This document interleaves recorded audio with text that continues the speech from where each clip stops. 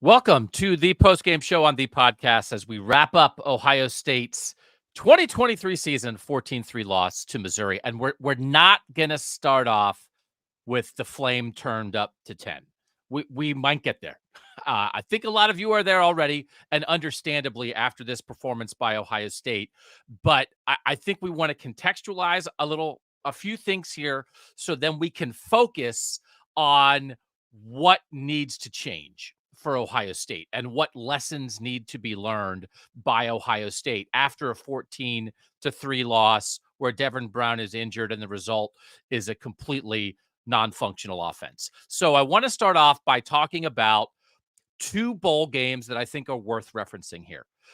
The first is the last time Ohio State lost a major bowl game like this that wasn't a playoff game. And that's the Orange Bowl after the 2013 season, when Braxton Miller partially tears his labrum on the first series of the game. Ohio State goes on and loses that game to Clemson 40-34. They can't cover Sammy Watkins. He has more than 200 receiving yards. It feels like impossible to stop Clemson. And Braxton toughs it out, winds up having a pretty decent game. Carlos Hyde runs for 100. But there are things there that I think you come out of that game saying, like, man, Ohio State feels a little short here. This is a bad way to end this season. That was, I think, a very similarly disappointing season that you have an undefeated Ohio State team, does beat Michigan, barely, but loses the Big Ten championship game, loses to Clemson, ends the year on a 2-game losing streak. And what happens? They win the national title the next year. So a bad end to a season does not mean a terrible season is coming the next year. So does that feel any better? Hey, they lost to Clemson and the world didn't end. I'm not trying to make you feel better. I just want to reference that. And I also want to reference the 2016 semifinal loss to Clemson. And we're doing this live on YouTube. If you're catching it later on a podcast, we appreciate everybody who's joining us. If you're in the YouTube comments and you want to correct me on this, go ahead. We're also going to get into some texter comments later. I think that's the last time Ohio State was truly embarrassed. 31-0 in that game against Clemson.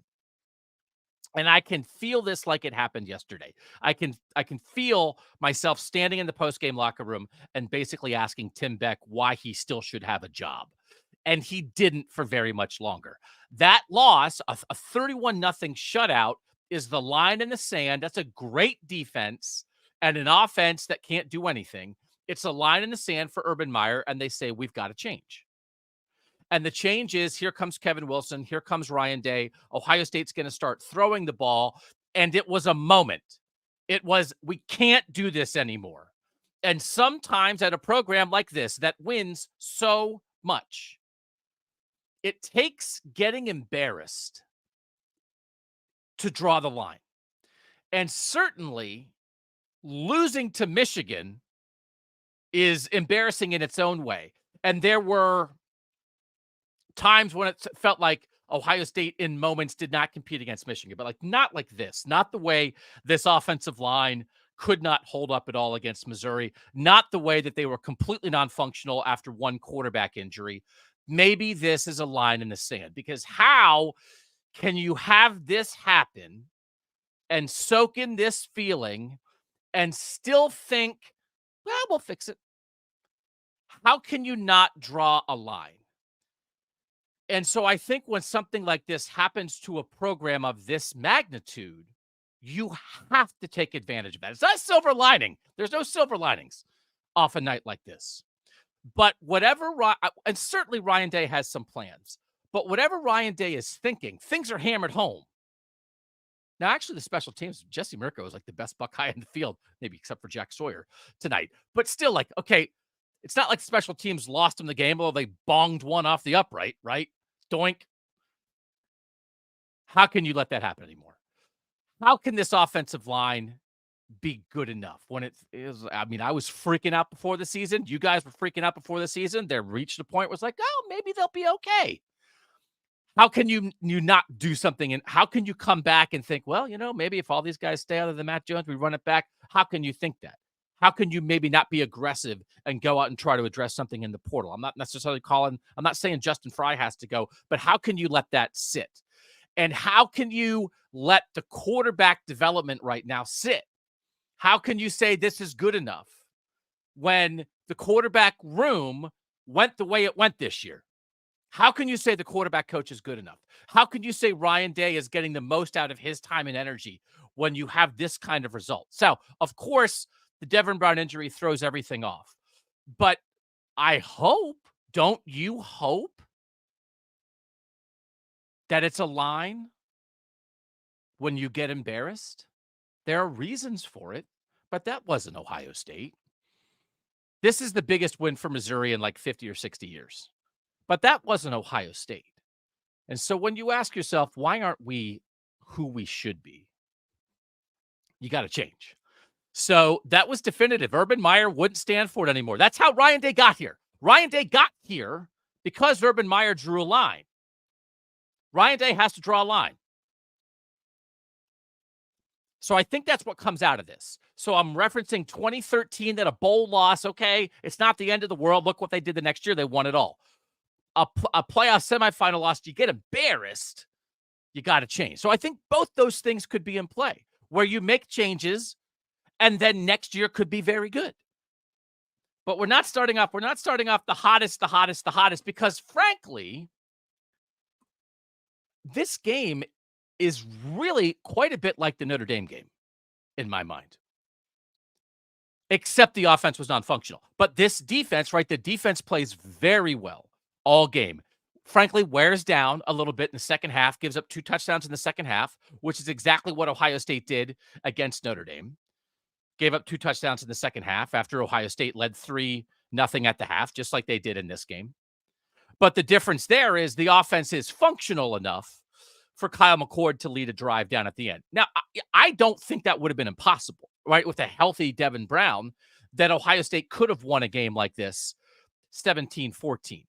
But we just have to remember, I mean, they're an inch away from not being 11-0, right? If that game doesn't go exactly right on the final drive. So I do think there are things to relish about this defensive performance. And one of the things I did with our tech subscribers is I did send out a survey near the end of the game. I said, wait a little bit, maybe wait until the end of the game. But I asked 2 things about the defense, which we have to talk about at least briefly before we get hotter. Do you believe this was a championship level Ohio State defense this season? Yes, close but no, definitely no. 71% yes, 26% close but no, only 3% definitely no. Championship level this season. Do you expect Ohio State to have a championship level defense in 2024? Yes, 76%. That's 5% higher. 20% close but no, 4% definitely no. So it's basically 3/4 of you thinking they had it this year, they can have it next year. Why? Because it might be the same defense. The 11 starters tonight, if all the NFL guys make decisions to stay, everybody on the defensive line, JT Tuimoloau, Jack Sawyer, Mike Hall, Tyleik Williams, if they all stay, if Denzel Burke stays, if Jordan Hancock stays, right? You still have Davis Enigma-Nosen. You still have Sonny Styles. Cody Simon was starting for Tommy Eichenberg tonight. You put in C.J. Hicks for Steele Chambers. You get Lathan Ransom back healthy and put him in for Josh Proctor. That's your defense. You saw it tonight. I think it was championship level. I'm not so sure like that defense doesn't beat Georgia in last year's semifinal, right? You stiffen up a little more. You don't give up the big plays. I think this defense has progressed. That you can take into the offseason. How can we be in a world where it's like, well, can the Ohio State offense rise to the level of its defense? I think you do have to appreciate that tonight. And I have some numbers that I think should help us do this, because we can't just be hot. We can't come in hot right away all the time, although it is, frankly, my instinct. So Ryan Day, so what I'm doing, we have tech subscribers. I'm a tech subscriber to ourselves, 614-662-4509. I'm getting these texts from Bill Landis as we come in.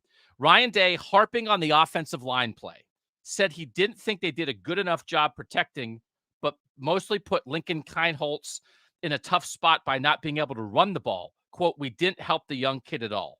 He said the defense played well enough for Ohio State to win this game. So we're going to harp on the offensive line a little bit later too. But I do want to talk about this defense. The defense did play well enough to win. Ohio State, by the FEI ratings, it's an efficiency metric that we like to cite here, was number 1 defense in the country coming into tonight. There were like 4 other decent defenses that Missouri played this year. They played Kansas State, that was the 19th defense, Georgia 16th, Tennessee 34th, South Carolina 48th. Let me give you what Missouri did against those teams. 430 yards, 6.7 yards per play, 30 points against Kansas State. 363 yards, 5.7 yards per play, 21 points against Georgia. 530 yards, 7.1 yards per play, 36 points against Tennessee. 418 yards, 6.4 yards per play, 34 points against South Carolina. They moved the ball on everybody. Tonight against Ohio State, 331 yards. That's the fewest of any I cited. 4.7 yards per play. That's the fewest. That's a 1 yard per play less than it against Georgia. 14 points. Ohio State shut down Missouri more than Georgia did. This was a real Missouri offense. I thought this Missouri trio of Brady Cook at quarterback, Cody Schrader at running back, and Luther Burden at receiver was the best trio Ohio State faced. These guys are good, and Ohio State shut them out in the first half. They made Missouri look like they were playing a third-string quarterback. We have to keep that in mind. We have to remember where we all were after the 2020 season with this Ohio State defense, after the 2021 season with this Ohio State defense. That problem feels like it has been solved for the most part. That is progress. Now we are at the point where, believe it or not, what Ohio State has to do is find a quarterback. So we have to give some flowers to these guys. I think they deserve it. We don't want to underestimate how good Missouri was offensively and what it meant for Ohio State to do this. So this is a good enough defensive performance. So Ohio State should have won this game 17-14, 20-14, 21-14, something like that. That is not too much to ask. I don't think it's too much to ask, even with the third-string quarterback. So let's talk about the quarterback situation now, and then we're going to get into some questions with Mike Yurstowski, our producer, is going to bring him in from the tech subscribers in a little bit. Will Howard, the Kansas State quarterback, is the name that's now floating out there for Ohio State in the portal. I was not all the way on board with the idea that this single game was a referendum on do they need a portal quarterback or not. That if Devin Brown is great, they don't need a portal quarterback. If Devin Brown is not great, they do need a portal quarterback. It feels like it did happen with USC. Miller Moss coming in, Caleb Williams doesn't play, backup quarterback. Their other young quarterback transfers. He throws 6 touchdown passes. It's like, oh, USC might have his quarterback now. That might be why Will Howard's not going to end up there. Should Will Howard end up here? I don't think Ohio State is at a point now where because this happened with Devin Brown, that it says we must have a different starting quarterback for next year. But I think this is a reminder that they must add to the room. So this was not fair to put a true freshman quarterback in this position, especially behind a leaky offensive line. And we're going to get to the offensive line. Lincoln Kienholz is playing South Dakota high school football a year ago. Now he's playing in the Cotton Bowl. Okay? It's not fair to ask him to do that. But this also was not, he's not the 6th string quarterback. And I sent this text out during the game, and the world has changed. The world has changed. But Lincoln Kienholz legitimately was Ohio State's 3rd string quarterback this year. We're only 9 years removed from Ohio State winning the national championship with its 3rd string quarterback. So how can we be in a world where Cardale Jones is good enough to lead Ohio State on a playoff run, and now the 3rd string quarterback doesn't look like he can run the offense at all? The world has changed. Cardale Jones in this era probably transfers by now, right? He would not have been there sitting in that room waiting for an opportunity. Most programs, their 3rd string quarterback now is a young guy. So I was trying to think about other schools and their situations. If Texas had gotten down to a 3rd string quarterback, Quinn Ewers is the starter. Malik Murphy was the guy who played when Ewers was hurt. He already transferred, so he's like McCord. Arch Manning is their number 2 quarterback for the playoff. But he was their 3rd string quarterback this year. He's a freshman like Lincoln Kienholz, but he's Arch Manning. So Texas would have put Arch Manning in. He would have been better than this. Washington, they have a real backup, Dylan Morris, who's been around a little bit. Their 3rd stringer probably is an early enrolled high school guy who's probably their future quarterback, Austin Mack. Washington might have been in trouble if they got down to their 3rd string quarterback. Alabama, we know what it looks like. They started Jalen Milroe at the beginning of the year. He was bad against Texas. They played their 2 other quarterbacks the next week against South Florida, Ty Simpson and Tyler Buckner. Combined, they were 10 of 23 for 107 yards. So Alabama's second and third string quarterbacks, they weren't true freshmen, but they were bad this year. So I don't know that in this situation, if Bama would have gotten down to what Ohio State was down to, would Bama have been much better? I don't know. Michigan, Jack Tuttle's the backup behind J.J. McCarthy. Probably, I guess, the third string guy is this Alex Orji guy who actually played against Ohio State. He's like their wrinkle running quarterback. He probably would have been a little bit better than this, right? But the other example that we have, it's why Florida State didn't get into playoff. Brock Glenn, who was originally committed to Ohio State and then flipped out. They took Keen Holtz. Brock Glenn went to Florida State. Jordan Travis gets hurt. Tate Rodemaker gets hurt. He has to play as a true freshman in the ACC title game against Louisville. In that game, Brock Glenn is 8 of 21 for 55 yards. 8 of 21 for 55 yards. But Florida State finds a way to beat Louisville 16-6 in a conference championship game. So Lincoln Keenholz tonight, he's a little better than 8 of 21, I think, right? What is Lincoln Keenholz? Let's see here. He is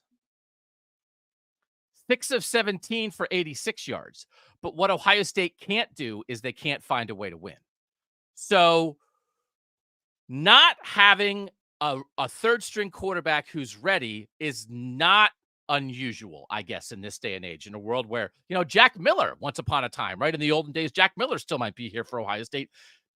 Maybe he would have been the third guy up in a situation like this. I'm actually curious to see if Day gets asked about this in the post-game news conference. I'm still not exactly sure why Tristan Gebbia wasn't part of the answer tonight, and I hope maybe we get a little bit of clarity on that at some point. But I wouldn't let Ohio State completely off the hook here, because I think you still have to look more functional than the offense looked with Keenholz when you're a place where you made your reputation on offense, where Ryan Day became the head coach because of coaching quarterbacks and because of his offensive acumen and his play calling. And to be non-functional, I think it's inexcusable. I think to this level, at a place like this. Other places might be like that, but I think they should have been better because, again, he's the third stringer for the season. He's the backup for this game. They're one rolled ankle away from having to put him in, and they put him in. It was like, well, it's a freshman. What are you going to do? And it's like, well, you're going to play the Cotton Bowl, aren't you? Aren't you going to try to put your best foot forward? So I do think they're on the hook for that, even though there's context that would explain a chunk of it. So not off the hook. That applies to Corey Dennis. That applies to Ryan Day. Like, why was it like this? It doesn't apply to Lincoln Keenholz. It's not his fault. But why did Ohio State allow itself to be in this situation?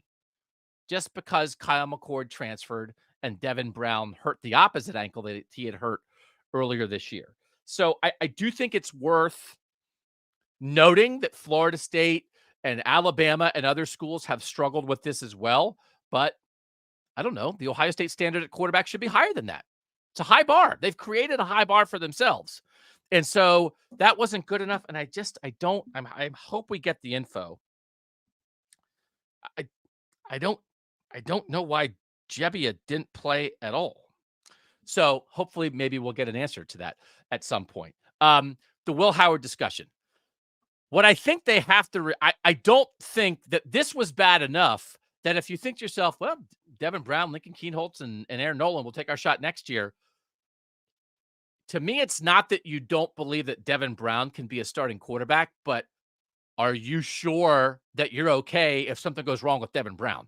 So I think you have to bring somebody in, and I think it has to be a higher level than seventh-year guy from Oregon State who wants to come here and be a coach, which is the guy they brought in this year.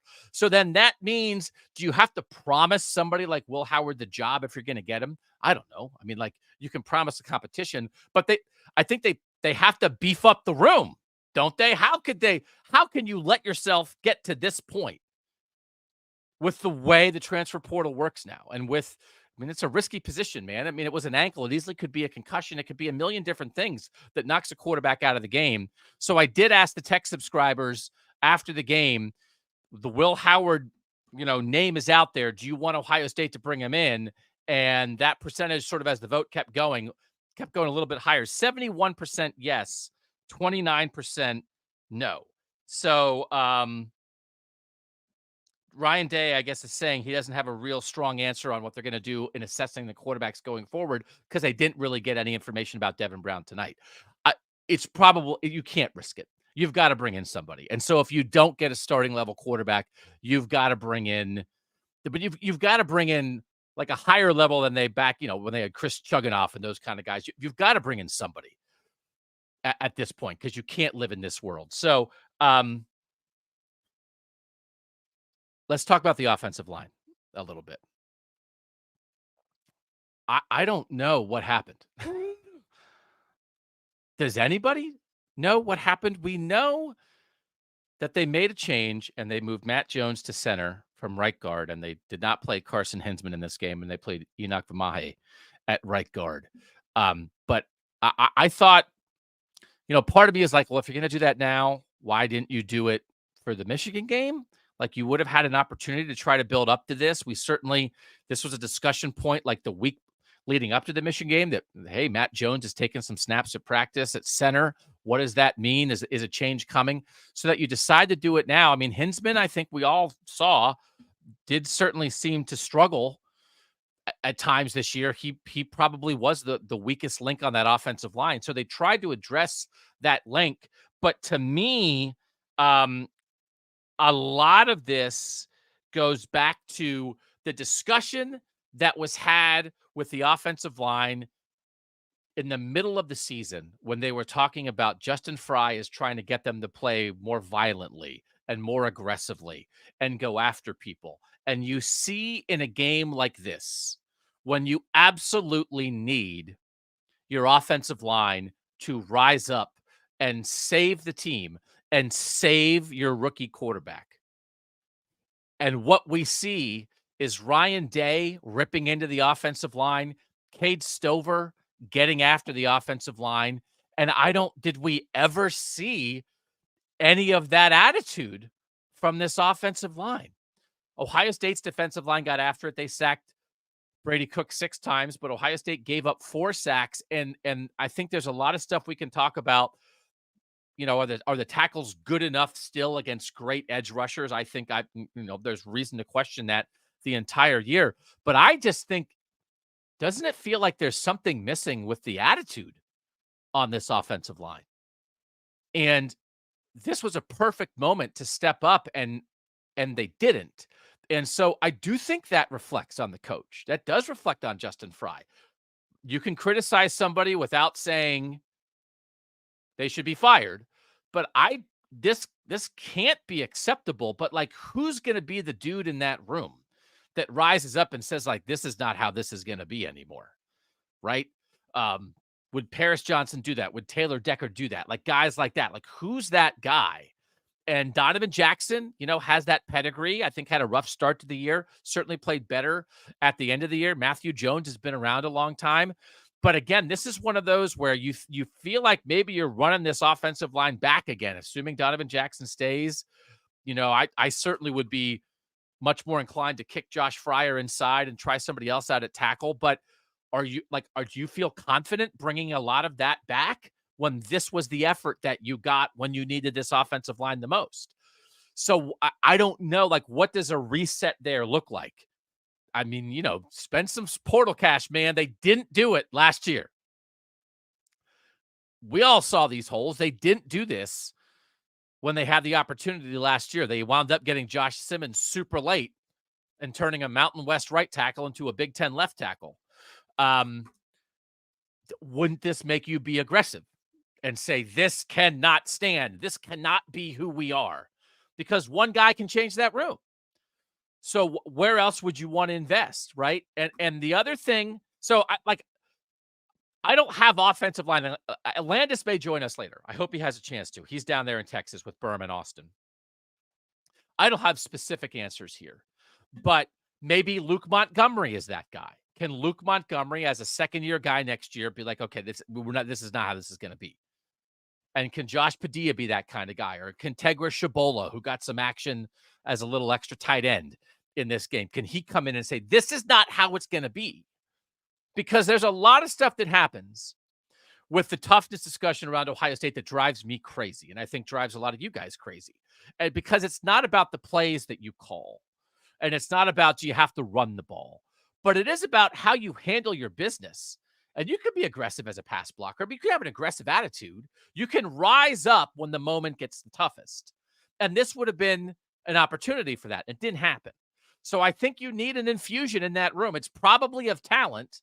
And then the talent, attitude often follows talent.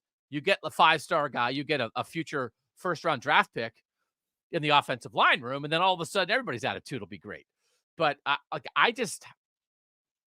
this is not it, right? So you want to have a physical discussion? Have it about this. Where was the offensive line in a moment of need? So I do think that's really disappointing that this happened, because it didn't. And if that's how it was going to go, I don't know that you were going to get a great read on Devin Brown either, running for your life. So, I mean, it's funny, actually. It's like, I think maybe you got to look at what Ohio State would like Devin Brown to be on the other side in this game, because Brady Cook wasn't great to start. He only winds up 11 of 18 for 128 yards, but he's kind of fighting the whole time. He runs 19 times for 66 yards, kind of fought until it came around a little bit. Like, I don't know, if you want to go in the portal, go get the Missouri guy. But can you do that? Can you walk across the field? Hey, great game. Call me tomorrow. You want to come to Columbus? Hey, you have any Missouri linemen want to come with you to Columbus? Mike Yarostowski, our great producer, is here gathering information from our loyal tech subscribers. Mike, how are the folks handling everything? Everybody good, celebrating an 11-2 Ohio State season? Yeah, very, very happy, very joyous. As we just passed midnight on the East Coast, so yeah, everyone is very happy. Yeah, you said it, Doug. Going through all this information, it's a lot. I mean, there is a lot. There's a lot of points to hit on. That the fans and the tech subscribers and the comments on YouTube are making great points. And I think a lot of it comes around the quarterback. And a lot of people are saying that there's no way around it. You can't go into next year with this quarterback room. And no, it's not fair to Devin Brown that he got hurt in the first quarter, but there were questions all year with, Devin Brown and why he could never beat out Kyle McCord. So, I mean, I think that is the part. And I think there's a lot of people here that are wondering too, like, what was the situation with Carson Hinsman tonight? Like, yeah. he didn't play a single snap. And a lot of people, are asking the question, was he suspended? Was he in the doghouse? Was he just replaced, for poor performance? So a lot of questions that, just you can't answer right now, but almost seems like you need to answer as soon as possible. So Bill Landis bringing it on the tech subscription. I told Landis, just send it to me. And he's like, no, I'm going to send it to everybody. Here's what he just texted. He said, I asked Day 2 questions. 1, why did they make the switch up front with Matt Jones? Day said he didn't want to get into that too much, but they felt like that gave them the best chance to win. Said Carson Hinsman had some rough practices. So that's nothing about like he wasn't available or anything. That's just a move. They thought this was their best offensive line for tonight. And again, like just by performance, I don't know that you can dispute that. Like I don't think that was a crazy switch. I almost wonder why they didn't do it earlier. But again, the offensive line didn't play well. Then Landis did ask if Tristan Gebbia was available. The answer was yes. So why play Lincoln Kienholz? Day said he was ahead on the quarterback depth chart and was also better for the quarterback run stuff they had in the game plan. So I understand, like, Tristan's a 7th-year guy. It's getting him a look's it's not going to help you for next year, but this did not help you for next year. This did not help Lincoln Kienholz. I mean, remember when we were screaming when Kyle McCord was CJ Stroud's backup? Why don't you get him some game reps and let him go? This was not quality. We're not going to be, I don't think, talking about Lincoln Kienholz in 3 years being like, that Cotton Bowl experience really set me on my path. I just think he's used to be the starting quarterback at Oregon State. I don't know how there's not more functionality with that. And that wasn't in your mind at all. Like, why is he here? Why is he here if he's not that? I know he wants to be a coach, but like, why? How is he helping your team if he's not available, just to settle things down, because I think a guy who can just like run the offense, who's played major college football before, you flip a couple screens, then you get the Missouri defense to back off so they're not tackling trivia on Henderson as he gets the handoff. I think there would have been more functionality there. I find that very strange. And again, even if you go to Keenholz first, like once it's not working, it's like it's not good for the kid and it's not good for the offense. So I understand the offensive line answer more than I understand the quarterback answer there, Mike. Like, Mike, are you okay with just playing Keenholz and letting it ride, or would you have given this 7th-year guy a shot? I mean, I was fine with Keenholz getting in there because he's one of the guy that, for the past month, we have heard that, could be in line to play next year. I think the most surprising thing is you had a month to prepare for this, and it was like you had 2 days. You know what I mean? Like, it seemed like he went in there and, even at halftime, walking off the field, Ryan Day said, to the broadcast, like, we got to figure out a way to get him involved and get him playing, better football, which is something to me that was alarming to me. Like, what did you guys do for the past month? You knew Kyle McCord was gone. He wasn't around. It was Devin Brown and Lincoln Keenholz. And, for the past month, everyone was saying these are the two guys they're going to go into next year with. So I was fine with Keenholz going in there, but it looked like, he'd never seen, anything on film or practice or anything to that capability. And that part to me is the alarming part. And I think that's where a lot of texters and comments are coming in about, Ryan Day and, what role does he play in this? He is the offensive coordinator. He's the guy that comes up with the offensive game plan. No, he's not the quarterback's coach, but he has the hands on the quarterback position, throughout practice and in recruiting and everything. So, this is not a good look for him when you have a lot of people that, for example, you just had a texter text in Todd. He said, is it possible that we all assume that Ryan Day was a capable head coach despite never being one? He said, I hate to say it, but I think we might need a proven head coach at this point. And I don't think that's very far off, and it's not an unrealistic comment to make. So I always think about it that like Ryan Day coaches the starting quarterback and then Corey Dennis coaches the backup quarterback. So that's why like, again, CJ Stroud was always like, hey, I wake up in the morning and I eat a piece of toast and I call Ryan Day. That's how that works. And so like, I sort of think, to me, it's reasonable, like, that Ryan Day is on the hook for like the preparation of the starting quarterback. But again, he has so many things going on. That's Corey Dennis's room. And I think like, okay, like the development, and again, it's a South Dakota kid. It's not like it's coming from IMG Academy or something. I thought they got into survival mode. And the specifics of this, I thought they got into survival mode of like, okay, ideally this would be this, but like this is falling apart. It's non-functional. Play the guy who's played before. And so that's what I would have reached that point just to give those guys. This is the thing that's very difficult about this. And I've seen a lot of people in the YouTube comments saying things like this. Everybody played other than Marv. JT Tuimoloau played. Jack Sawyer and Mike Hall and Tyleek Williams played. Denzel Burke played. Emeka Ibuka played. Trayvon Henderson played. And you didn't give him a chance. That's a lot of NFL money on the line.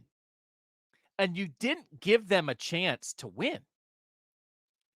Because once your starting quarterback got hurt, you couldn't function. So I think you owed those guys more than that. And so that to me is, hey, like, scramble, figure it out.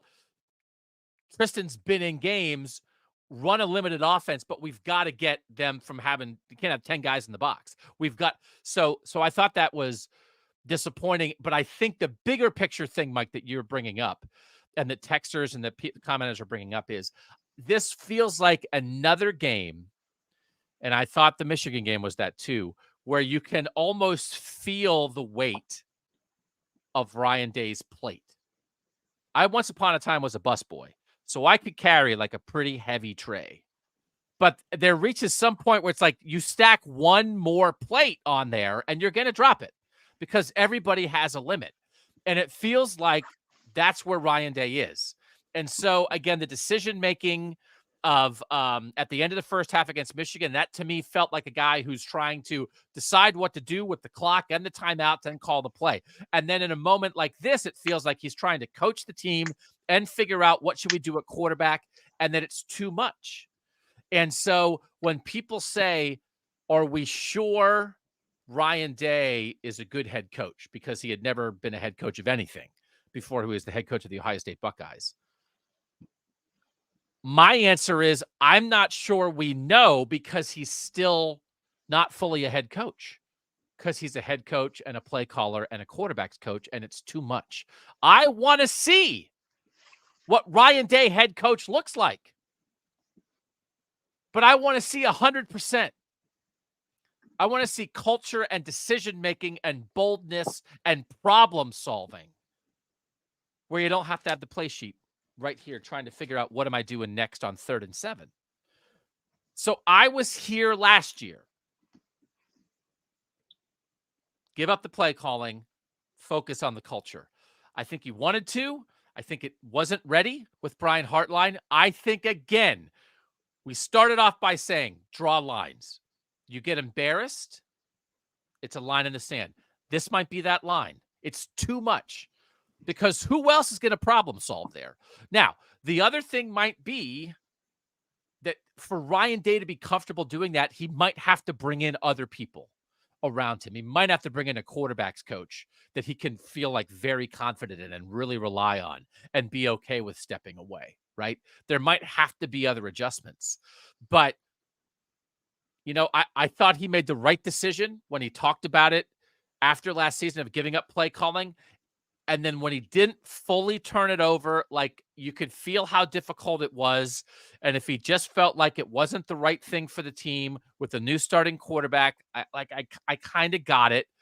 But I think maybe there's no choice in the matter anymore. So that could be another thing that you do here. I don't think we have not seen the best of Ryan Day head coach. So how can he go down without ever giving his best?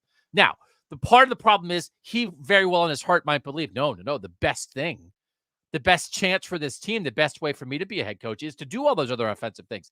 I just think that's not right, because I think you can feel the moments, especially in a game, where it's getting away from him. And I think like the problem solving of Devin Brown's hurt, now what? There's like the problem solving, let me go talk with the quarterback, whatever, but I don't have to call the plays. I don't have to be going through the play sheet and trying to figure out, well, what do we have to take out? What can we focus on?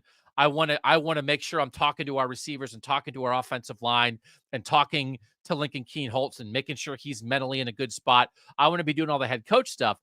I just think the Michigan game we saw it. I think this game we saw it. I think that might be one of the lines. Mike, are there any more like any kind of like specific questions that people really want an answer to this, or really have a strong comment about something specific about this game or this season? Yeah, I think you talk about all the coaches in general. There's a lot of people that I think are under the microscope, I guess you could say. And some other guys are Justin Fry. You know, we talked about the Yep. offensive line, and Scott brings up a point.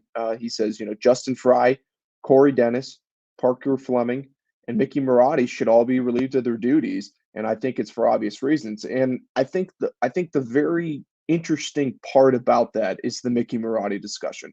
I think for years, you know, you've heard about the brotherhood and these guys, and they're physical and they're tough, but you just haven't seen that the past couple of years. And it seems like all of that plays hand in hand, because when you're not tough and you're not winning the trenches, you see, especially, you know, in the Big Ten, and tonight it showed again, you're not going to win football games. Yeah. In the right circumstance, am a believer in change for change's sake. And I mean, this is not new. I mean, people talk about it all the time, just that like the voices get stale, right? And that, you know, Mickey Marotti has been there a long time. Now, the players, it's not the same as in the pros, because like the players change. The players are constantly changing. But I don't even know if it's a discussion necessarily of like, is a guy doing a bad job? It might just be time for a change. And so I don't know enough specifically about the strength program. Certainly people have brought up issues, last year with Jackson Smith and Jigma and the hamstrings and Jordan Hancock, not being able to get healthy and certain things like is Ohio State in the right place when it comes to maximizing the physical potential of their players. But I think we might be there, and I do think, for instance, there's been a little bit of a Larry Johnson discussion at times. Man, the defensive line got after it tonight. What? Like Jack Sawyer was awesome. Mike Hall is blowing stuff up, right? So it feels like this defensive staff, and I think everybody wants James Laurinaitis as a full-time linebackers coach. I think this would make this team that much better. But if, I think there are people who are not qualified to be in their positions, and that's Parker Fleming and Corey Dennis. I certainly would not say that about Mickey Marotti, but it might just be time for something new. So, and again, maybe there's a way you can do that without bringing in new people, but that's part of the line in the sand to me is like, we can't keep doing the same things. And so that maybe is something that could come out of this, Mike, that maybe it forces you, and it almost gives you an excuse, right? It's not easy to get rid of people, especially people who are your friends. But if it's like, well, look what happened. Look at our last two games. What do you want me to do? Like, it's not good enough. I don't know what to tell you. I apologize, but it's not good enough. Maybe frees up Ryan Day to make some decisions that I'm not going to pretend they're not difficult, but for the good of the program, I mean, what are we talking about here? Like, this was not Ohio State. This was not Ohio State.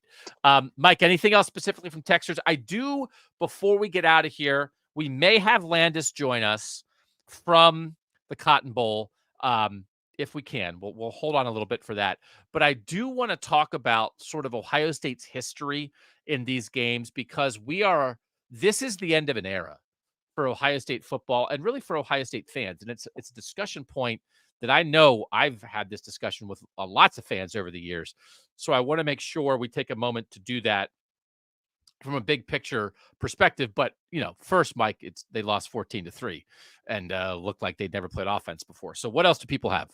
Yeah, I mean, a lot of people have the same things that we talked about. I mean, I think a lot of people are talking about Ryan Day and his job status, and a lot of people are bringing back up the Jim Harbaugh comment from a couple years ago about being born on third base. And, it's something that at the time you felt was ill-advised and kind of a bad comment, not truthful. But, the past couple years now, especially in these big games, I mean, these 3 points that Ohio State scored tonight was the fewest points scored, in the Ryan Day era. They've never scored, fewer than that. People go back to that Clemson game about, 31-0, but that was Urban Meyer at the time. And I think you see a lot of people that were just very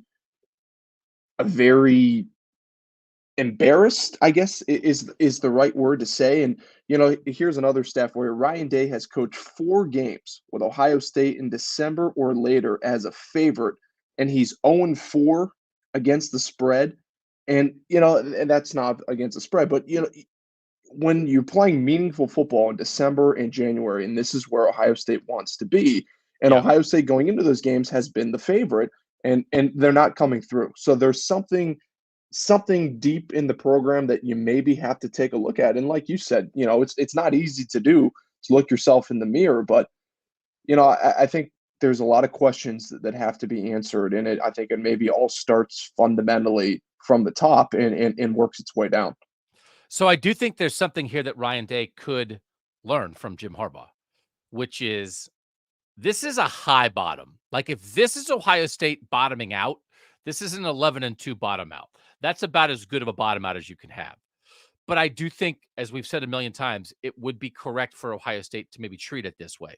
When Michigan bottomed out in the COVID year, and it looked like Jim Harbaugh was about to lose his job, and it was going to be like, okay, he never got over the top against Ohio State, and he left with his tail between his legs.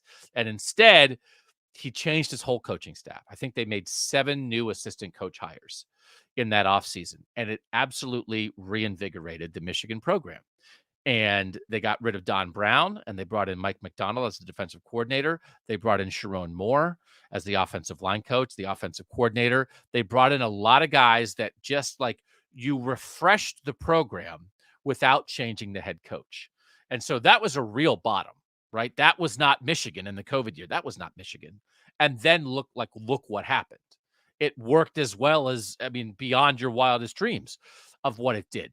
But Harbaugh made the tough decisions and said this wasn't enough. So like, the Jim Knowles decision, that was so obvious. Like that wasn't really a tough one. I don't know. Has Ryan Day really had to make, I mean, I think Kerry Combs is a great guy and was friends with Ryan Day. So I don't want to dismiss that, but it was so obvious to everybody. And I did think it was decisive when he made that change in the middle of that year. But if you treat this as the bottom, it's a high bottom and you can get better from it. But if you don't, this is the approach that I'm going to take, covering this team going forward. If there aren't changes, if there aren't fundamental things with player additions, with the way things are coached, with some coaches moving on, then I'm really going to ask, like, how can you think that staying the same is good enough? How can you think that another year of you calling plays is the right way to do this? What would tell you that that's the right thing to do? Another year with this quarterbacks coach, another year with this special teams coach, another year with this strength team, right? I don't know. Those are the questions, because I mean, what a privilege it is for 11-2 to be a bottom out, but that's what this feels like. That's what every Ohio State fan is feeling that tonight, because as we know, there are 7 or 8 freebies on the schedule every year. And so the games that mattered, Penn State wins, a good win. Wisconsin's not really Wisconsin by the time you get there. The Notre Dame win's a good win, but it's by an inch. And then you lose to Michigan and you lose this game. So you're 3-2 in the games that matter, really maybe 2-2, and you're almost 1-3, like in the games that really matter. So that is bottoming out. That really is bottoming out. So I think it needs to be approached that way. And my guess is it will be. My guess is it will be. I think last year it's almost, I mean, again, this was a huge discussion point a year ago. You guys all lived it. You guys all felt it. The Georgia loss, again, I think it's the best loss in Ohio State history, wiped away some portion of the Michigan disappointment, from an emotional standpoint, but also from a tactical standpoint of like, hey, we almost beat the team that's the 2-time defending national champ. Or are we sure that we need to change? And so you didn't change, really. What really changed? But now, how can you think that? So a year ago, man, right? Hey, they're that far away from winning the national title. They would have beaten TCU. We all agree on that. This is not that. So maybe now the necessary things get done. And maybe there's some good that comes out of that. I did ask people how this Cotton Bowl result affected their view of the Buckeyes heading into the offseason. You feel better? Like, hey, the defense was really good. I feel better, whatever. Quarterback got hurt. You feel worse, like, oh my gosh. Or really no change. It was a weird game. What are you going to do? 76% feel worse. 2% feel better. 22% said no change. I'm probably closer to no change than feel worse, because like it really, I mean, like the quarterback situation, it really just threw everything off. I think like the specifics of that part of it between Ryan Day and Corey Dennis and the offensive line, like you should have been able to adapt better than you did. But it's also understandable that it completely threw off your offense. So I probably would have voted for no change, but I get that 3/4 of the people say they feel worse. Rate how you feel about the Buckeyes heading into the offseason. 10 is great. 1 is very worried. 4.7. So that's closer to 1 than it is to 10. So this is people absolutely taking this to heart And I understand that. I'm not saying that's wrong. But that's real. And so this is going to be a very different offseason than last year, because you lose to Michigan, and that's one thing. But then this is now adding to that instead of the Georgia game lessening that. And so I think it's an opportunity for Ohio State. I think it's a necessary. If Ryan Day doesn't take this opportunity, then I will question his head coaching ability. If he tries to run it back too much and doesn't accept some hard truths and doesn't make some difficult changes, I will for the first time maybe really say, is this really what he's cut out to do? Because this is the one of the hardest things about it. And so, but I also think in a world where you're starting quarterback that you personally recruited, chose, groomed, picked, believed in, coached up, and then he leaves. And I'm not blaming Kyle McCord for that, but I think that has to shake you a little bit too. And I think you can go too far. It doesn't mean you shouldn't have any loyalty to players at all or anything like that, but something went wrong there. And I think there are multiple things now with Ohio State where you can say, well, we thought it was going to be this, and it wound up being that. What happened? What happened in our coaching? What happened in our emotional development, in our physical development, in our scheme?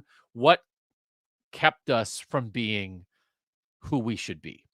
So, Mike, is there anything else before I get into the big picture farewell to bowls that I do want to end with?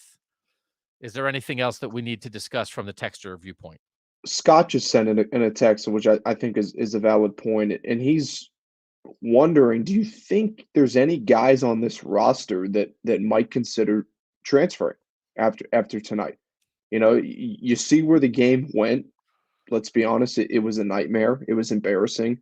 And do you think there's any guys in that locker room right now that are looking and saying, like, I'm not sure where this program or this team is going? And, you know, I think we've seen some guys that have left in the past month that I think we were surprised at. So I don't know. You know what I mean? There's a lot to be unraveled and you know, talked about over the next couple months. And I think the other part on top of that that people are talking about and bringing up is, you know, you're going to have a new athletic director coming in to Ohio State, and changes could be made, you know, just from that alone. So there's a lot. This, like you said, Doug, this is the most interesting offseason that I think Ohio State football has had in a very long time. So, I just see, Mike, that you sent, you passed another one along to me, that there's a texter who also is a donor to Ohio State who is saying that he's not going to be making any more donations until Ryan Day is fired. And so a couple of those, yeah. There are some complicated things here. So that, you know, that Gene Smith is a lame duck athletic director, is out in June, I think, right? So, but this is how this happens, right? I want to give Jim Harbaugh credit for basically changing his entire assistant coaching staff. A lot of times they make you do that. Like the AD says, okay, we're not firing you, but you've got to make changes. Like it's not even your choice. And I could see Gene on his way out having discussions with Ryan Day about that. And maybe even that it's not the athletic director making the head coach do that, but like this is Gene's guy. You know, not every athletic director in the country would have promoted Ryan Day the way Gene Smith did. Gene Smith very much was clear that he thought he saw something in Ryan Day. Ryan Day is part of Gene Smith's legacy here. So for Gene to maybe be in a position to say, listen, before you have a new boss, I'm telling you, for your own good, for the program's good, you need to change this, this, this, and this. I think that could be a very real possibility. And you can't overreact to every angry donor, because I do think when you get in situations like that, you wind up being like Texas or Texas A&M, where you can make rash decisions. You never have any stability. You're trying to reach for the next hot name. And it actually is to the detriment of the program. I think the people in charge, the president, the board of trustees, the athletic director, those people need to like manage those situations and make sure you're not overreacting. But angry donors is a thing. So I think that is part of it too. So I do think that's part of why I said, and as I even talk about this more, like, how can things stay the same? There are outside forces, I think, that will be at play here too. Donors and Gene Smith and other people at Ohio State who are above Ryan Day saying, like, you must make some changes. And that's the step you make before you think about making a head coach change. You give that head coach the chance to make other substantial changes in the program. And I do think after a game like this, they are certainly farther down that road than they have been at any time in the Ryan Day era, when you add 3 Michigan losses in a row on top of an embarrassing end to the season like this. Okay. This has been an amazing bowl run for Ohio State. And if you're just hot and you don't want to reminisce about bowls, we won't. I don't think we're going to get heated up anymore. We might get Landis. We're still trying to get Landis. We'll see if he has time to jump on. But I mostly want to reminisce about bowls here, because this was the last time ever that Ohio State's going to be in a situation of playing in a major bowl with heft that matters, but a national championship's not on the line. And because the 6 major bowls, the New Year's 6 bowls that had, the BCS bowls, those bowls that have been part of Ohio State's postseason for the last 25 years, they're all going to be playoff games from now on, every single year. So there's 6 of those bowls. 4 of them are going to be quarterfinals, and 2 of them are going to be semifinals every year. And then there'll be the national championship game. You will never play in the Fiesta Bowl or the Cotton Bowl or the Sugar Bowl, the Rose Bowl, the Orange Bowl, the Peach Bowl without a chance at a national championship on the line. And over the years, a lot of Ohio State fans have said, I'd rather play in a bowl, a cool bowl, and win than play in a playoff semifinal and lose.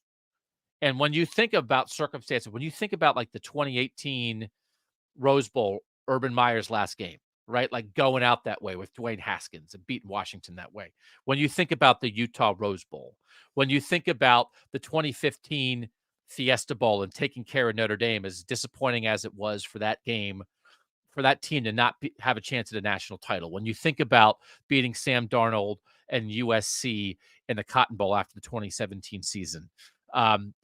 When you think about the 2009 Rose Bowl with the Jake Ballard catch against Oregon from Terrell Pryor, and you think about beating Arkansas in the 2010 Sugar Bowl, and you just think about these games, those have been great outlets for Ohio State to end seasons on a high note, even when a national championship was out of reach. And that's never going to happen again. Because if Ohio State's going to be playing in a bowl like that, it's going to be the Pop-Tart Bowl. It's not going to be the Fiesta Bowl. So you're either going to be in the playoff, and more often than not, Ohio State's going to be in the playoff, but there's not going to be that like vacation. It's fun, but it still matters. It's cool. But there's really going to be a drop off to everything that's on a playoff bowl. And no, I don't think any program has succeeded in this world as much as Ohio State has in the playoff era, right? The 4-team playoff era, 10 years of it. Ohio State has been in a New Year's 6 bowl all 10 years. 5 times they were in an actual playoff. 5 times they were in a game like this, a New Year's 6 bowl that wasn't a playoff game. Prior to that, we had the BCS, right? 10 out of 16 years of the BCS, Ohio State was in a BCS bowl that mattered. Those Fiesta Bowls, right? Some of the Rose Bowls that I mentioned. They were only in one during the 6 years of the Bowl Alliance and the Bowl Coalition. That's kind of weird. But then before that, right before we get all of this kind of like bowl kind of finding national championship stuff, they were in 18 times. They were in the Rose, Cotton, Fiesta, Sugar, or Orange. 13 of them were Rose Bowls. So this has been a long history of playing in big time bowls that could be celebrated and appreciated on their own, even if a national championship wasn't on the line. And I think Ohio State has reveled in that, and Ohio State fans have reveled in that as much as any fan base in the country, because it's been, again, I've been doing this since 2005. Like, I've covered in my time here one bowl that wasn't that. It was the Gator Bowl in the crazy 2011 season. Like, every other bowl I ever covered was a big time bowl. And so that's been really cool that Ohio State's never been going to the Music City Bowl, right? And listen, there's a lot of programs. This bowl season reminds everybody of how cool bowls can be, and players are trying their best, and fans are celebrating it, and there's crazy, wild endings and that kind of thing. But that's not been what Ohio State's been. For the last 26 years, man, they've been in games that matter. And so now they're really going to matter, because they're going to be playoff games. And so you won't get this. And it would have been great. I mean, Ohio State wants to win every game. You guys want Ohio State to win every game. But it would have been actually appropriate, because Ohio State's been great in these games. That's the thing about this, too, that's really hard. They've always shown up. And I don't think it's fair to criticize players or programs or cultures when guys opt out. But the fact that Ohio State had one opt-out in this game, and it's a guy who's going to be a top 3 pick in the NFL draft, and Marvin Harrison Jr., and all these other guys played, I do think that means something. And that Ohio State, like, they don't roll over. They have not gone and rolled over in these games. So that's why this is a little bit of a shock to the system, because it's usually not like this. So, I mean, you think about even like after they make the national championship game in 06 and 07, all those guys come back in 08. The season doesn't go as they want, but they make that Fiesta Bowl against Texas, right? And it comes down to Texas throwing a touchdown pass in the last minute. They went hard in that game, man. So, the people who said I'd rather be in a cool bowl and win than be in a playoff game and lose, I always fought against, because to me, the whole point is to have a chance.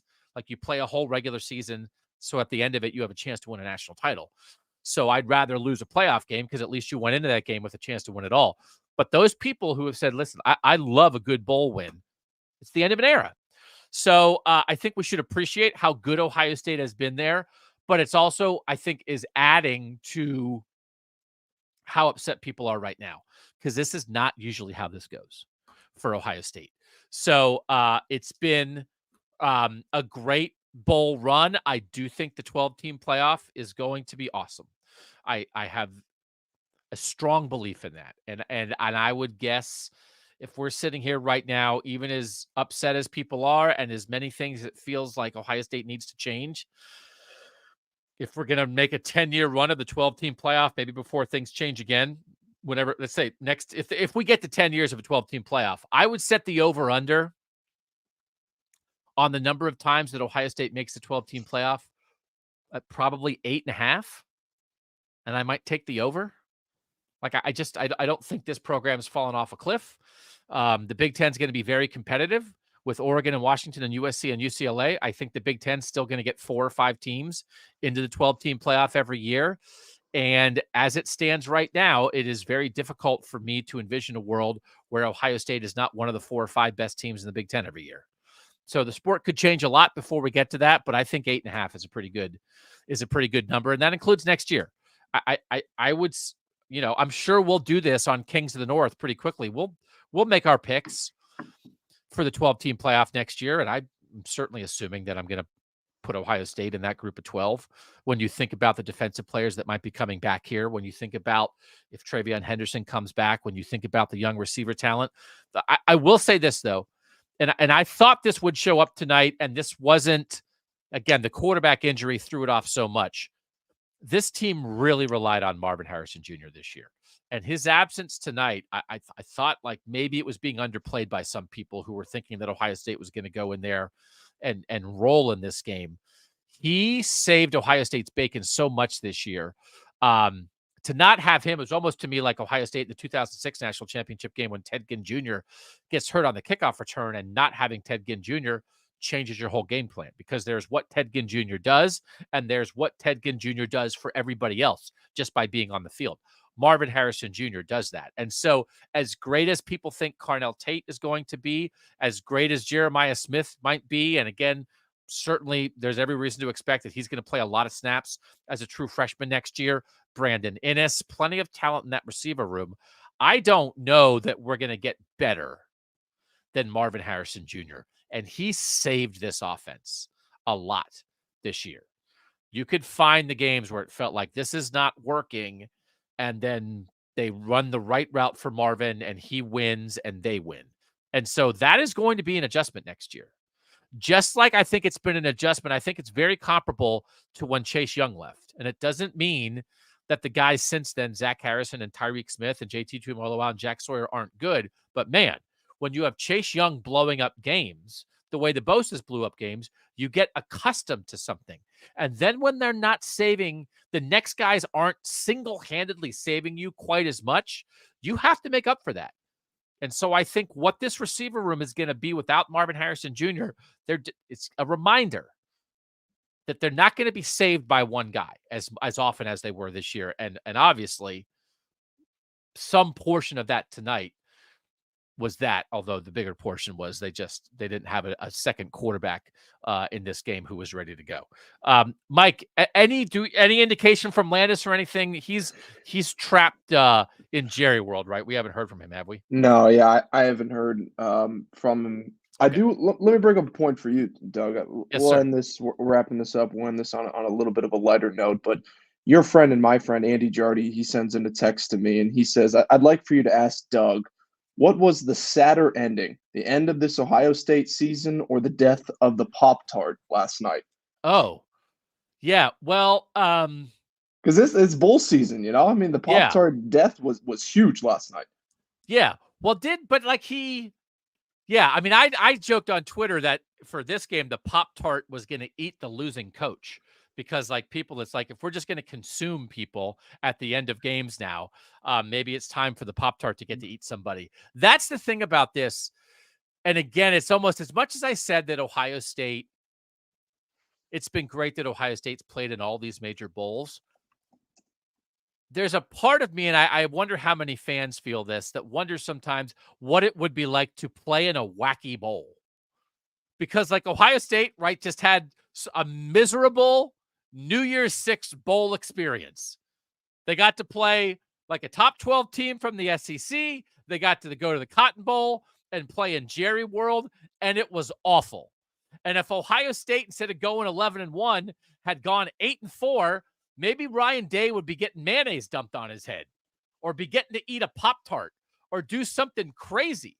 And so, like, sometimes, Mike, it feels like all the joy and the silliness of bowl season, like the Cotton Bowl and the Orange Bowl and the Sugar Bowl and the Rose Bowl, they're great, but they're not silly. Can you imagine if the Rose Bowl let a Pop-Tart guy in a Pop-Tart outfit come in? They'd run him out of there. They'd arrest him. Yeah. Messing with the sanctity of the Rose Bowl.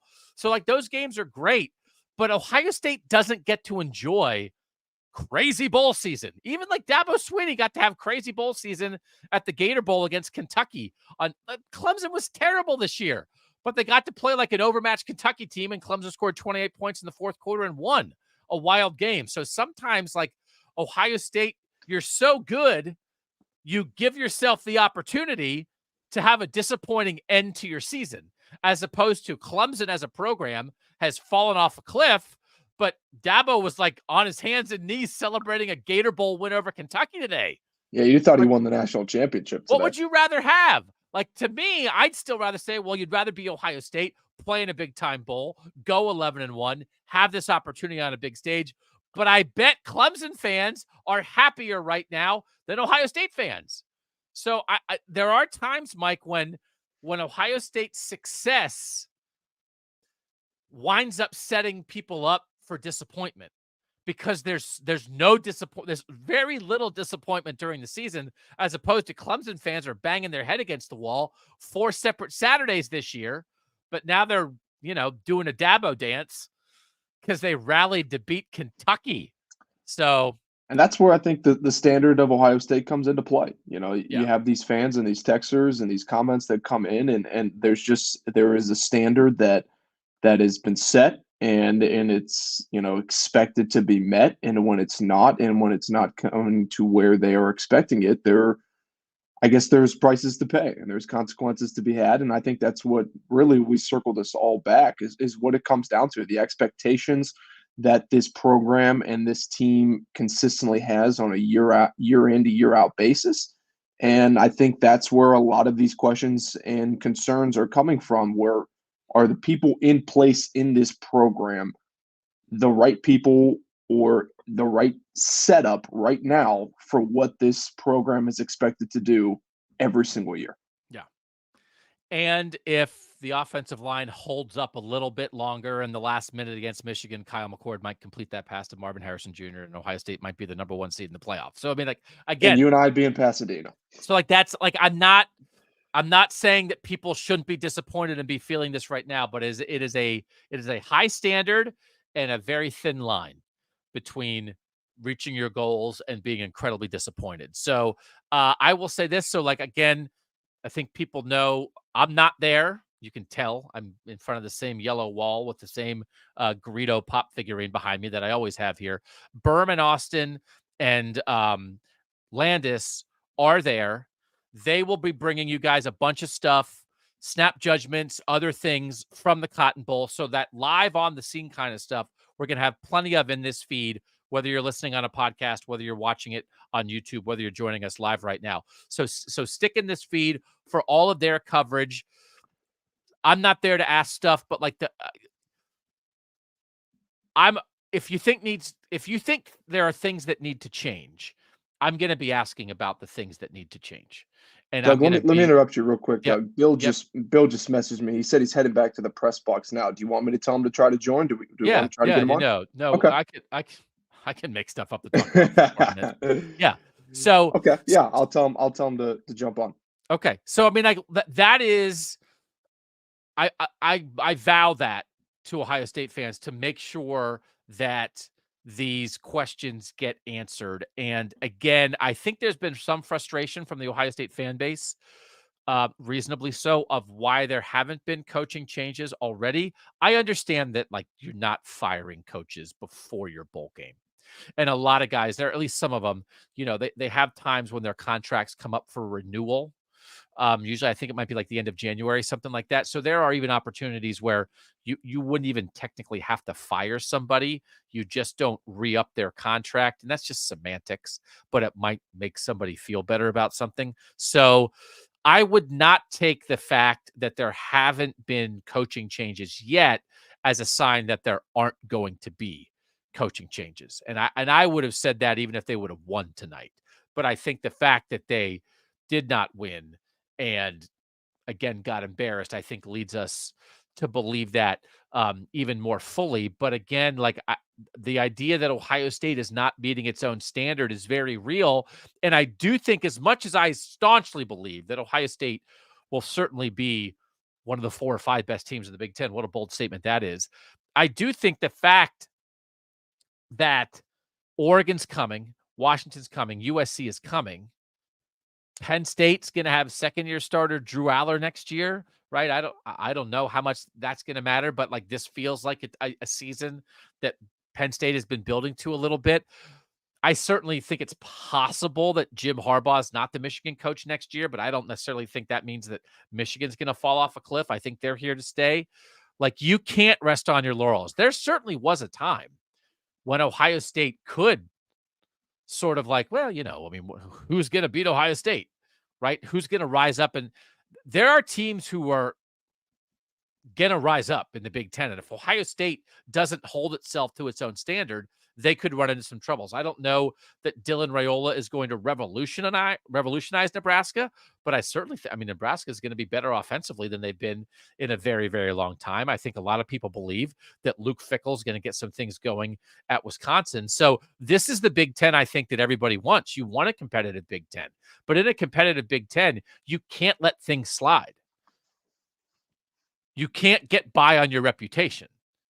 You can't just think that people are going to be scared of you, or you can't believe that, like, well, you know, we've got a couple good receivers and we usually have a good quarterback and that's enough. because that's the other part of this too, is that this has not been an offensive conference, but Lincoln Riley and Dan Lanning and Kalen DeBoer are going to make this an offensive conference.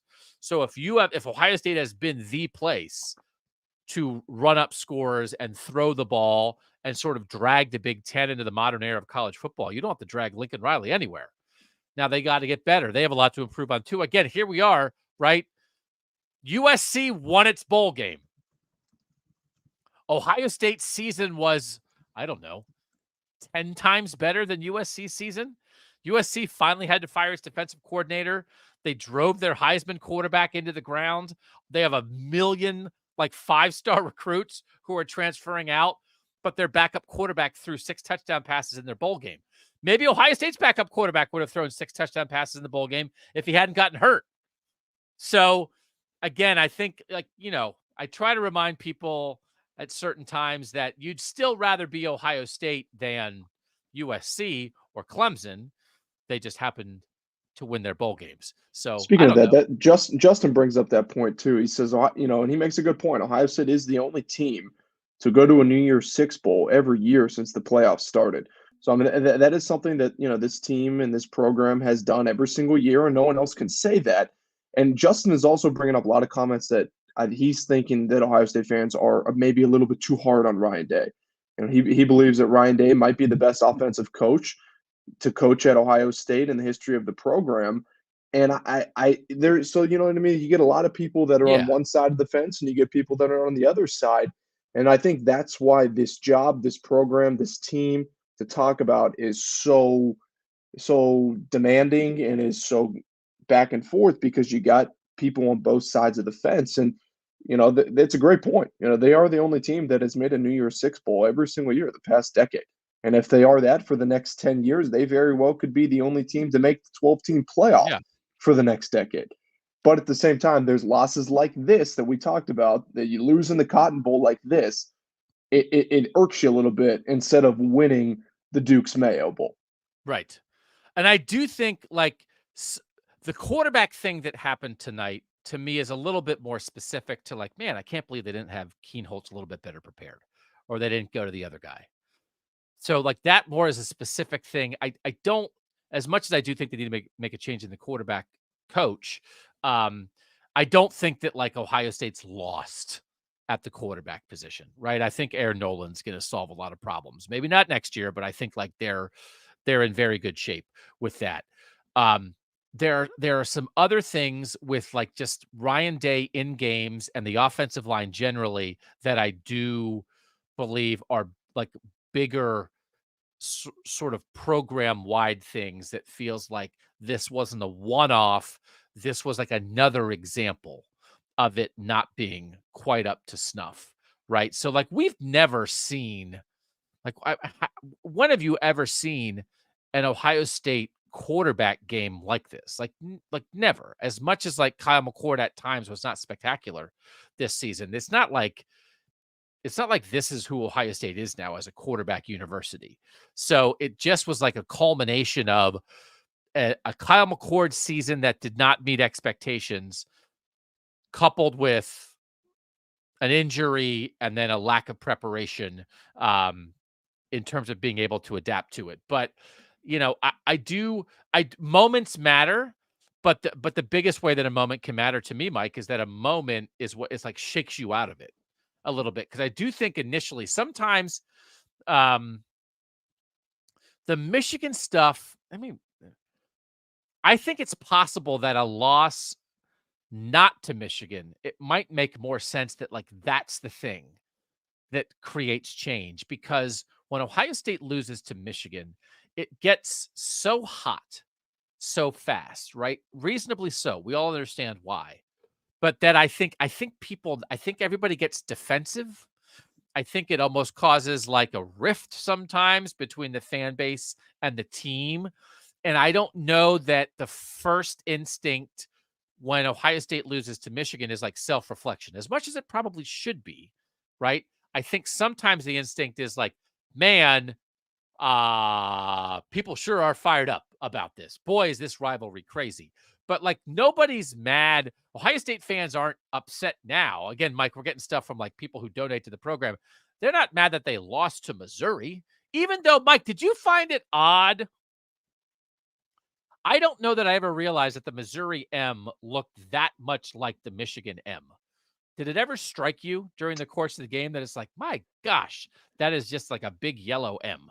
Yeah, very similar. A lot of M's that Ohio State is had troubles with in the past 2 games. No, for sure. And I think you make a good point about the Michigan thing, and that is, you know, this past game to Michigan, I think you and I both talked about it. You and Bill have said it multiple times. It was very eye-opening. It was surprising. It was confusing. That game plan, the loss, everything that went into that.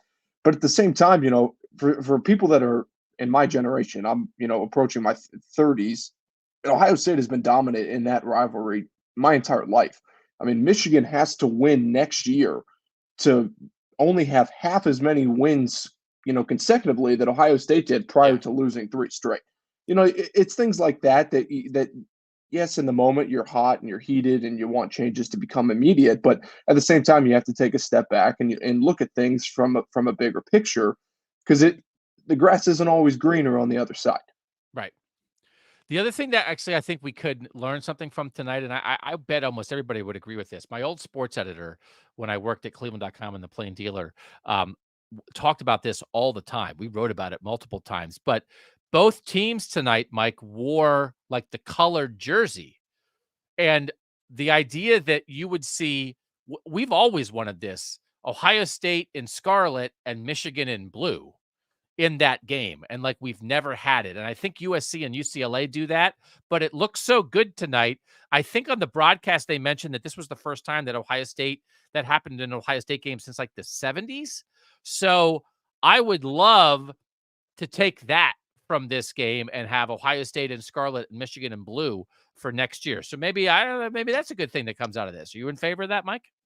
Yeah, absolutely. Yeah, I thought the scarlet jerseys looked great. I was actually at that Cotton Bowl, was that 2016 when they played USC and Sam Darnold. I think they wore the scarlet uniforms in that game too. I can't remember what jerseys USC wore, but yeah, I mean, anything to try to change up the mojo the past 3 years of how that game has been going. But I mean, I think you see a lot of people that are this year, this offseason is so pivotal and so intriguing because next year, yes, it's a 12-team playoff, but you lose 3 games and you're out. And it's a much tougher schedule now with all of those big teams like Oregon and USC and UCLA coming into the picture, while also having to deal with Penn State and Michigan as well. Yeah, I actually, like 3-loss teams will make the playoff. So like, I actually like, depending, it's one of those things. We have plenty of time to talk about that. Like, yeah, what does it have to do? But like, I actually, Bill just joined us here. He's getting everything set up, so we'll have Bill come in here as well. that's But good. I'm sure people will be excited to have a voice besides me and a little bit of Mike. But yeah, I think the future is still bright for Ohio State in a 12-team playoff era. But Landis, we're saying farewell to this era where Ohio State can go play in the Cotton Bowl, and it's like, how come they didn't have like a Mr. Cotton? Couldn't they have a Mr. Cotton that got I don't know, jumped around and made it like a cotton T-shirt or something that you could have celebrated the pleasures of like a nice cotton T-shirt? You have a cotton T-shirt. How come the Pop-Tart gets all the love? Have you discussed cotton candy? Can it be cotton candy? Cotton candy, yeah. Yeah. So what did you make of Ryan Day's explanation for what happened? First of all, what was the explanation and what did you think of it? Yeah, the explanation was basically, obviously they weren't expecting to lose Devin Brown, and they have to put Lincoln Kienholz in the game, and he didn't feel like the offensive line really held up its end of the bargain, both in terms of running the ball so they could like protect Lincoln Kienholz, which I think is fair, and then also at actually protecting Lincoln Kienholz and handling a lot of the pressures that Missouri was throwing at them. So he did. I said this on Snap Judgments. It felt to me like one of the few times where he like actually accepted the blame for the offense not holding up its end of the bargain rather than like deflecting to defense or special teams. He did say that they did not scoring 3 will do that to you. Yeah, that'll do it. So that was the gist of it. Like they just didn't do enough to help. He called Lincoln Keenholz a kid a lot. They didn't do enough to help the kid succeed as he was trying to lead Ohio State's offense. And do you like the idea? We were sort of talking about it in the Slack during the game. Would you have tried the other quarterback? Would you have put in the 7th-year guy, or did you think just stink it? I thought they reached a point of survival mode of like, this is not working. The offensive line isn't holding up. He was playing South Dakota high school football a year ago. Let's get him out of here because he's not doing himself any good, and he's just not going to be able to functionally run this offense. Put in a guy who at least was a Power 5 starter once upon a time. Yeah, I mean, I guess I see that argument. I mean, like personally, I want to see Lincoln Keenholz play. I think the way the game was going and also the plan they had coming in probably lended itself more to playing Lincoln Keenholz. Like I think if Tristan Gebbia played, I guess it'd be interesting, like hypothetical, because once Lincoln Keenholz went in, Missouri just like blitzed the crap out of them. Yes. Maybe if a more experienced quarterback was in there, Missouri would not have done that. And maybe Tristan Gebbia would have had more time to operate. But assuming the game plan would have been the same and they just like tried to come after Tristan Gebbia the same way, I think he just would have been a little bit of a statue back there, and it probably would have just went wrong in a different way for Ohio State. And I think I also understand too what Ryan Day said. Like, because I asked him, I said, was Tristan Gebbia available? The answer was yes. Why didn't you play him? It was what I just said. And also they came into the game with the idea that they were going to use the quarterback run game because Devin Brown was this game's starting quarterback. And they still wanted to do that because that's what they had practiced and planned for. And Lincoln Keenholz gave them a better opportunity to kind of keep some semblance of the game plan intact with his ability to run, which actually he didn't like run or go crazy or anything, but he looked pretty quick, I thought. It never really got loose for anything. But I think I understand that too from Ryan Day. And like Lincoln Keenholz is the future, certainly much more than Tristan Gebbia is. So if you want to embrace this as an opportunity to give him some like real experience, I think I can get behind that. Was it clearly they didn't win, so it probably wasn't the best avenue for them to win the game. But I don't know. I want to see the kid play. I don't want to see a 7th-year guy come in and play this game. That's just my personal preference. I did say though, like they had a lot of guys with NFL futures decide to play in this game. That Marvin Harrison Jr. was the only opt-out. You did not give those guys the best chance to win by putting in a kid 1 year removed from South Dakota high school football, in my opinion. I think. I guess I don't really know that I put much of what happened here on quarterback play. I thought their offensive line was terrible. Why don't you run through, and again, people can catch all of this on Snap Judgments, but we have an audience here that is here live now. I have 3 questions I want to ask you about specifically, but why don't you just give us the best of what was said in the post game that like we have not had access to while we've been doing this show here? Yeah, so I'll start by like we got screwed a little bit because we all went to Ryan Day's press conference. He's sitting up there with Jack Sawyer and Lincoln Keenholz, and that lasts about 12 minutes or so. And then by the time we got done with that, whichever players went into the separate media room were gone. So we didn't get to talk to anybody other than really Ryan Day, Jack Sawyer, and Lincoln Keenholz, unfortunately. I think like Jesse Mirko was in there and maybe Xavier Johnson had gone in there. I'm not 100% sure. So it's a lot of Ryan Day. It's a lot of what I said about the game plan stuff, the offensive line not holding up at its end of the bargain. Ryan Day again saying that, evaluating everything is on the table. Maybe he said that a little more emphatically than he had said it in the past, but he's entertaining the idea of coaching changes, and he didn't get a real opportunity to evaluate Devin Brown in this game. And he said that complicates what they want to do a quarterback moving forward. I also think on some level it might make it easier to just go get a transfer now because you don't have this game in the back of your mind of like, whoa, Devin and Lincoln look really good. Maybe we should not do anything to mess that up. Like, I think it's easier now actually to go get a transfer quarterback. Lincoln Keenholz didn't say much. I think he got asked 2 questions. He said he felt like Missouri was clearly trying to speed him up and felt like he handled that okay. Could have made a couple of throws differently, but I think I agree with him that he handled it okay, given the circumstances. And then Jack Sawyer was asked 1 question and he sort of deflected the answer to it and then like gave Lincoln Keenholz props for, showing up in a spot or being available to play and doing the best he could in a tough spot for Ohio State. All right. So you're the offensive line expert. This is my first question. What happened? Like why? So I think putting Matt Jones at center and benching Carson Hinsman, whatever, like I think that's very reasonable. I actually think it maybe could have happened earlier in the year, but Why did this happen, and what does it tell you about the offensive line for next year? Yeah, I think it should have happened earlier. Like I thought coming out of the Notre Dame game when they had the bye week, they should have like taken a hard reset on the offensive line and moved some guys around to get what I thought were their best 5 on the field, which they never did. And they came into this game and then actually did make that switch at center, but then still didn't put their best 5 on the field. Because I think we have enough evidence that Enoch Mamahi is not a starting caliber player at Ohio State. And I thought he had an incredibly rough game. I didn't think anybody played well. I'm not trying to pin it solely on Enoch Mamahi's shoulders, but why the decision was made to go with him over a Tegra Shabola, or even, I guess you don't want to throw Luke Montgomery out there as a true freshman. They threw Lincoln Keenholz out there. Yeah, right. So I mean, I would have been okay with that. I just, it's odd to me that this was the time that they came around to the idea that Carson Hinsman had not been playing well, because I don't think he's been playing well all year. And Ryan Day actually kind of surprised me a little bit by saying that he said like Carson hasn't practiced well at the end of the year.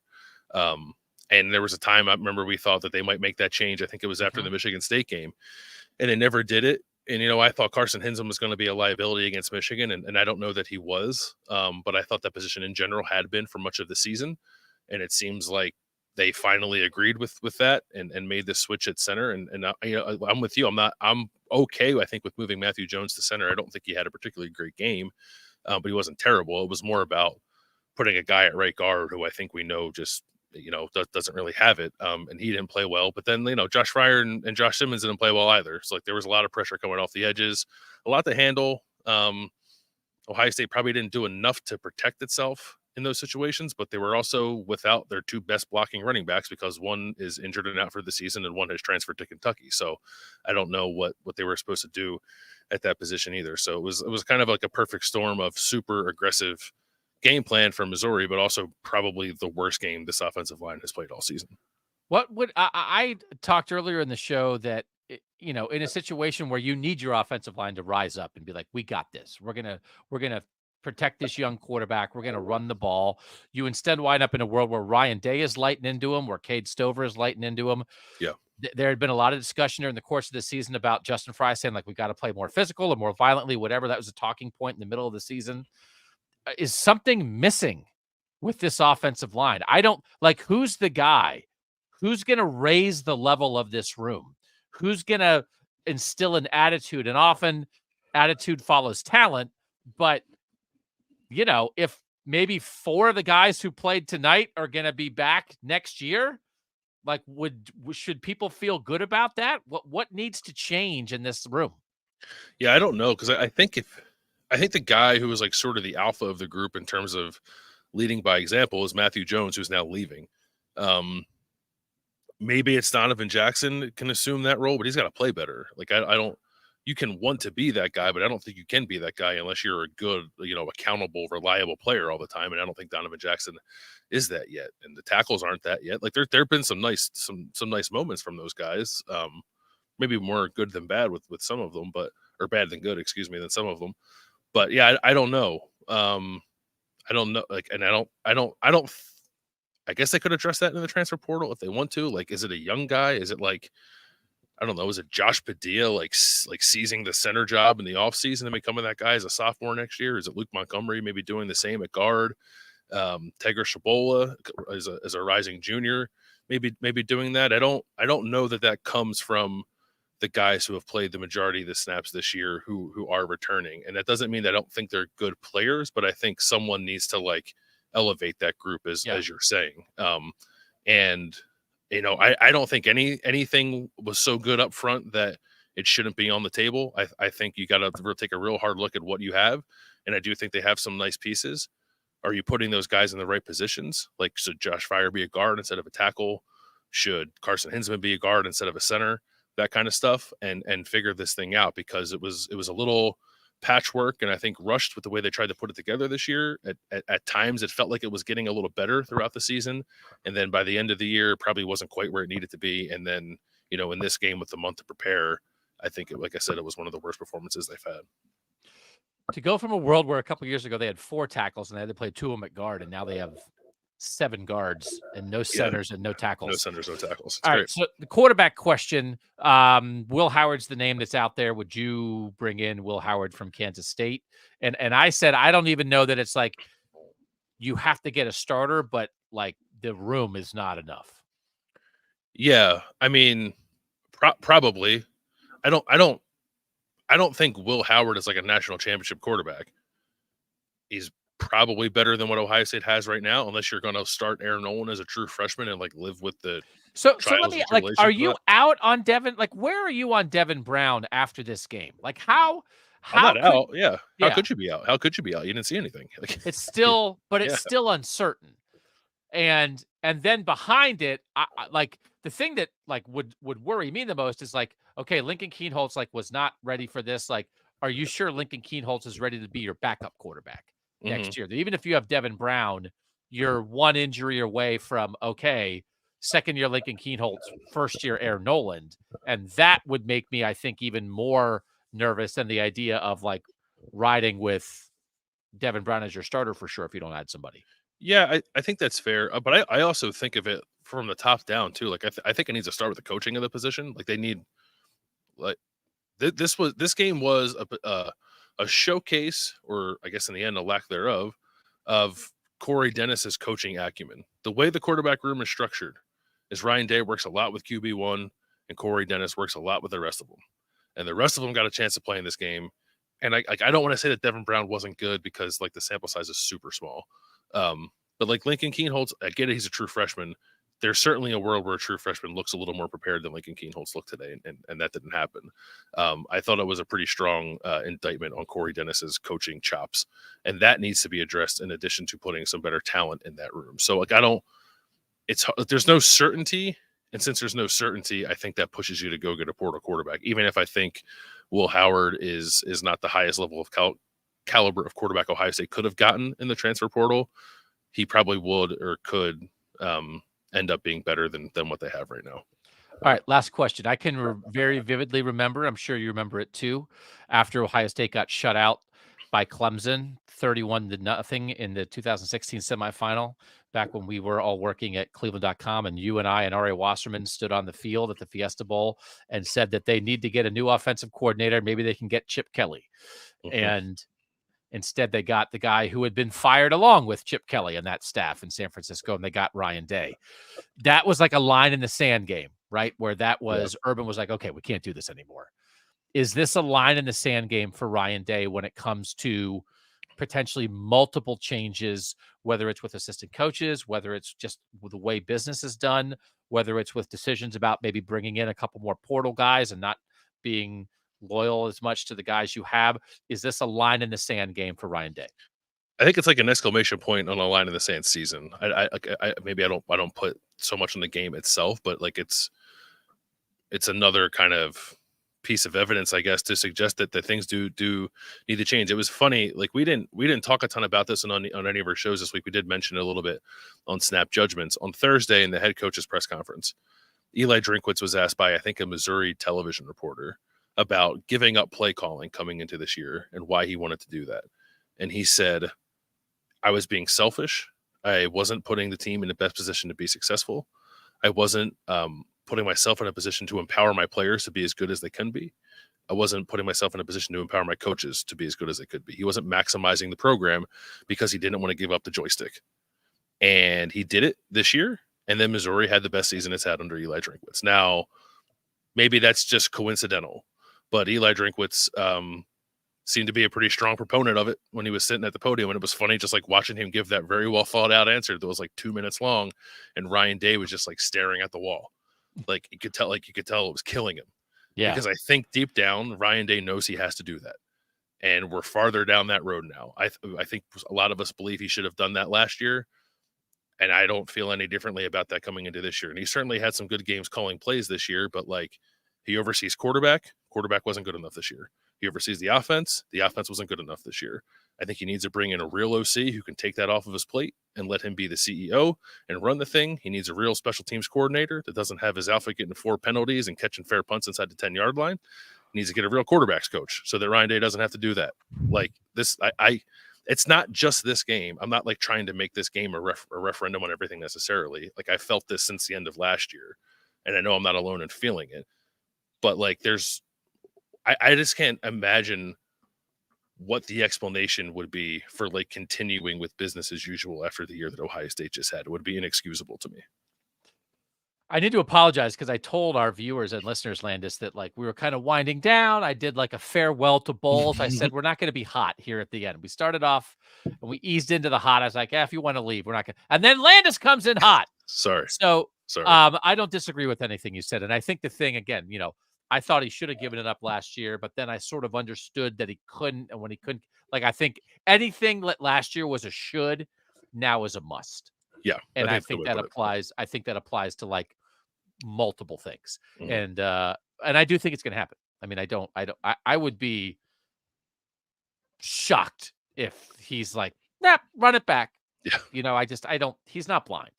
So, and I think there's going to be some outside pressure that also is going to be like, people who pay his salary and donate to the school and hire him are going to say it's not just your decision. So, okay. Anything else you want to add from Jerry World? They're destroying the field as we speak right now to get ready for the Cowboys game? They're tearing it up to get ready for the Cowboys game. They like shut the lights off on us when we were doing snap judgment, so they want us out of here quickly. No, I'm sure you talked about like I thought the defense was excellent in this game. Jack Sawyer was tremendous. It's like one of those things. Like everyone feels, Jack Sawyer's coming back, and he has a game like this. You're like, I don't know if he should come back. So I'm curious where that leaves him. And he was asked that, and he didn't really answer it, obviously. So it was just again like another kind of disappointing game for Ohio State, where the defense plays well enough for them to win, and the offense doesn't hold up its end of the bargain. And Ryan Day needs to figure out how to avoid that moving forward. Who would have thought a couple years ago that we'd be at a place where it's like, well, they have a championship caliber defense. They just need to find a quarterback. Yeah, can you imagine? No, it's bizarre. Telling like 2021 Bill Landis that. So, all right. Well, thanks for making time to join us here, Landis. Thanks to everybody who joined us here live on YouTube. Thanks to everybody listening on the podcast or watching back on YouTube. Thanks to our tech subscribers who provided us, with some good information in the survey and always interesting conversation. Mike, is there anything else that we need to cover that anybody's brought up before we get out of here? No, I think we hit it all. I really do. I think Bill brought up great points that, we talked about, and, the offensive coordinator was a real thing. And I think we might need to go to bed. Bill needs to get home safe and travel home safe so he can enjoy the new year with his family. And, I think the entire fan base needs to regroup. You know what I mean? Take a couple days, regroup, and we'll see. Like we said, we'll see where this offseason takes us. It's going to be interesting. That's for sure. So we would direct people to our Kings of the North YouTube channel and our Kings of the North podcast feed. Those are both separate now. We have semifinal previews of both playoff games up there: Washington, Texas in the Sugar Bowl, Alabama, Michigan in the Rose Bowl. We're also going to do live post games after those two games on New Year's Day on the Kings of the North YouTube channel. You'll catch those podcasts as well. So if you want to join us there, we'll be talking for about half an hour right when the Rose Bowl ends, and again right when the Sugar Bowl ends. And then Landis, I'm sure we're going to have a ton of stuff here with you and Berman Austin. And I'm sure you and I will get back together here in the coming days for a Kings of Columbus, where we can dig in more into what we think might and should happen with the Buckeyes for 2024. Yeah, we'll do that. And I believe tomorrow, Berm, Austin, and I are going to probably do one more thing. I don't know if it'll be live or not, but probably midday tomorrow, we'll have another thing up with us kind of dissecting things and where things go from here before we head out of town. Okay.